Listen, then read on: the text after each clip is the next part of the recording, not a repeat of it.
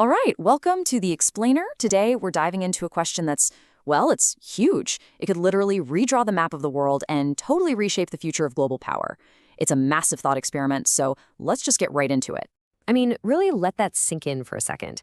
What if the 55 incredibly diverse nations of Africa, from the Mediterranean coast all the way down to the Cape of Good Hope, what if they all became a single unified country? It sounds a little like something out of a sci-fi novel, but this idea actually has some pretty deep roots in history.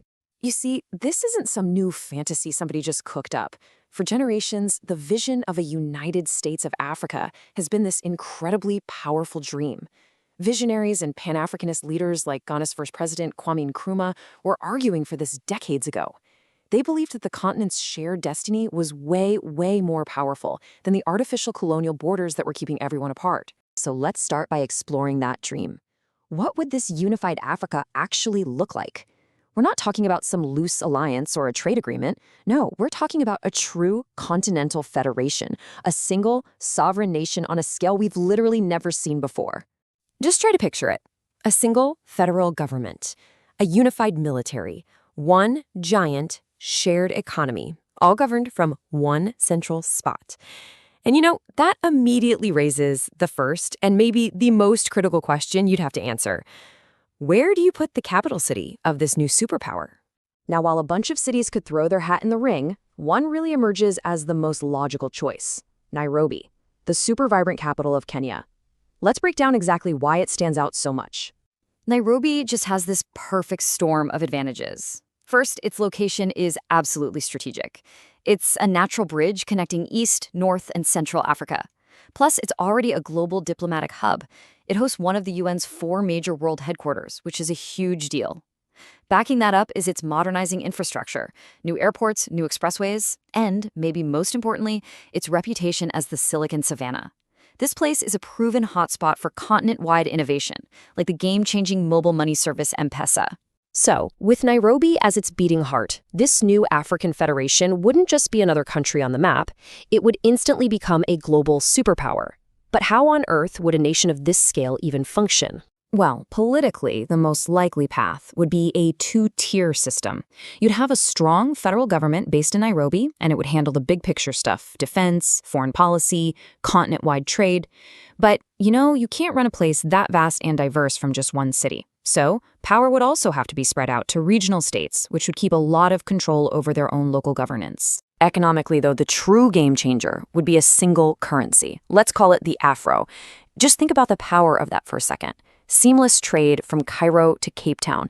No more complicated exchange rates. It would just unleash commerce and, crucially, help break the continent's reliance on foreign currencies like the dollar or the euro. And the human scale of this new nation, it's just staggering. With a population of over 1.4 billion people, the United African Federation would immediately become the largest country on Earth. It would be bigger than both China and India. And that massive population isn't just a number on a chart. It's a tremendous economic engine. This new nation would have the largest and the youngest workforce on the entire planet. That is a demographic superpower that could fuel growth and innovation for a century or more. And beyond all the politics and the economics, this kind of unity would just spark a massive cultural renaissance. Nairobi would become this incredible melting pot for the whole continent. You'd see something like a new African federal university championing African-led solutions for African challenges.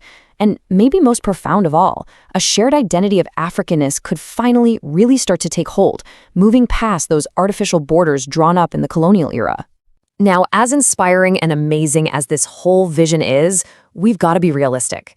Forging a single nation out of 55 different countries, well, that is an undertaking filled with just monumental, colossal challenges. And this really lays out the core tension perfectly. You've got the grand vision of political unity butting up against the massive challenge of balancing the fiercely independent interests of 55 different nations.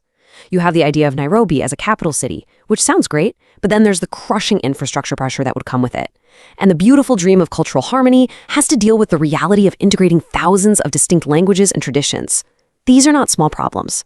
But if, and it is a very, very big if these hurdles could be overcome, the impact would be felt far beyond Africa's shores. It would fundamentally reshape the entire world order as we know it. Just take a look at this. The combined GDP of a united Africa could eventually rival today's economic giants like the United States and the European Union. This isn't just about catching up. This is about the arrival of a third dominant economic superpower on the global stage. And that economic muscle, it translates directly into geopolitical leverage. The African Federation would control a huge share of the world's most critical minerals. We're talking the cobalt and lithium for our batteries, the gold, the diamonds. In our tech-driven world, controlling those resources, well, that's real power. So the final, just staggering outcome of all this is that Nairobi would stop being just a regional hub. It would take its place right alongside Washington, D.C., Brussels, and Beijing as one of the most important political and economic centers on the entire planet.